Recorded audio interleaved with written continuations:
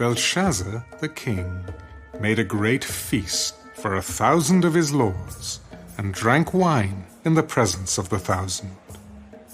While he tasted the wine, Belshazzar gave the command to bring the gold and silver vessels, which his father Nebuchadnezzar had taken from the temple which had been in Jerusalem, that the king and his lords, his wives, and his concubines might drink from them. And they brought the gold vessels that had been taken from the temple of the house of God, which had been in Jerusalem. And the king and his lords, his wives, and his concubines drank from them. They drank wine, and praised the gods of gold and silver, bronze and iron, wood and stone. In the same hour, the fingers of a man's hand appeared, and wrote opposite the lampstand on the plaster of the wall of the king's palace. And the king saw the part of the hand that wrote. Then the king's countenance changed, and his thoughts troubled him, so that the joints of his hips were loosened, and his knees knocked against each other. The king cried aloud to bring in the astrologers, the Chaldeans, and the soothsayers.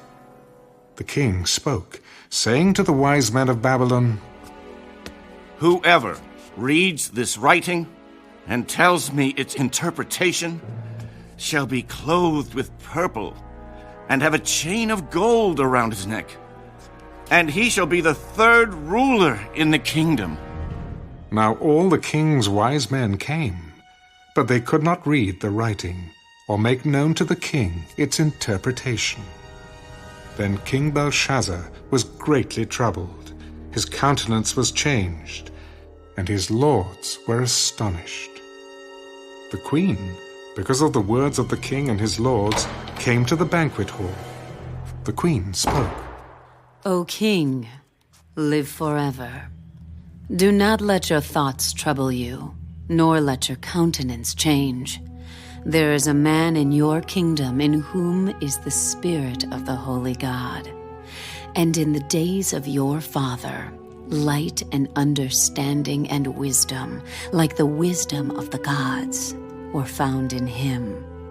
And King Nebuchadnezzar, your father the king, made him chief of the magicians, astrologers, Chaldeans, and soothsayers, inasmuch as an excellent spirit, knowledge, understanding, interpreting dreams, solving riddles, and explaining enigmas were found in this Daniel, whom the king named Belteshazzar. Now let Daniel be called, and he will give the interpretation. Then Daniel was brought in before the king. "Are you that Daniel who is one of the captives from Judah whom my father the king brought from Judah? I have heard of you, that the Spirit of God is in you, and that light and understanding and excellent wisdom are found in you. Now, the wise men, the astrologers, have been brought in before me that they should read this writing and make known to me its interpretation, but they could not give the interpretation of the thing. And I have heard of you, that you can give interpretations and explain enigmas. Now, if you can read the writing and make known to me its interpretation, you shall be clothed with purple and have a chain of gold around your neck, and shall be the third ruler in the kingdom. Let your gifts be for yourself, and give your rewards to another. Yet I will read the writing to the king and make known to him the interpretation. O king, the Most High God gave Nebuchadnezzar, your father, a kingdom and majesty, glory and honor. And because of the majesty that he gave him, all peoples, nations, and languages trembled and feared before him.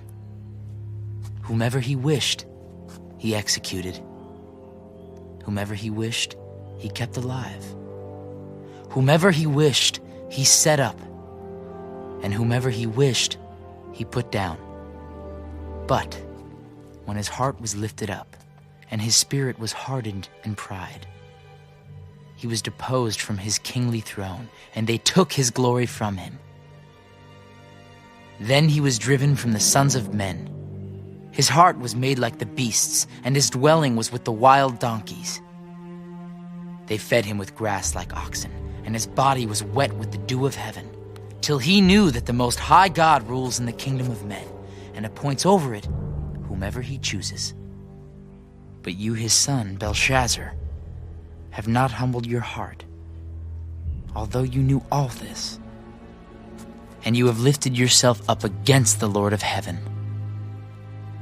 They have brought the vessels of his house before you, and you and your lords, your wives and your concubines, have drunk wine from them. And you have praised the gods of silver and gold, bronze and iron, wood and stone, which do not see or hear or know. And the God who holds your breath in his hand and owns all your ways, you have not glorified. Then the fingers of the hand were sent from him, and this writing was written.